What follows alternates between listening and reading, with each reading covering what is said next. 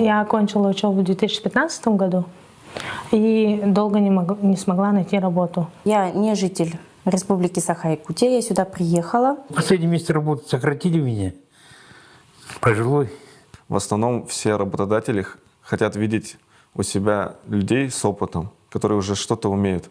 Обратилась в Центр занятости, написала заявление. Я считаю, я оказалась в нужном месте в нужное время. Я устроилась на хорошую работу. Да, я была уверена, что они мне смогут подыскать именно подходящую мне работу.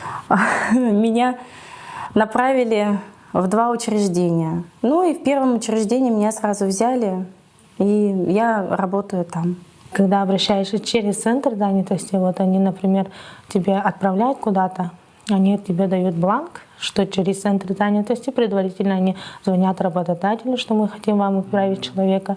И в таком случае обычно положительные результаты бывают. Если человек приходит в центр занятости с направлением, если он проходит нашу службу безопасности, если никаких нареканий, ничего у него нет, то мы не отказываем. Ежемесячно нашим предприятиям направляется отчет в центр занятости о имеющихся вакансиях. Мы исправно соблюдаем федеральное законодательство по поводу предоставления наших имеющихся вакансий в службе занятости. И служба занятости нам всегда предоставляет квалифицированные кадры.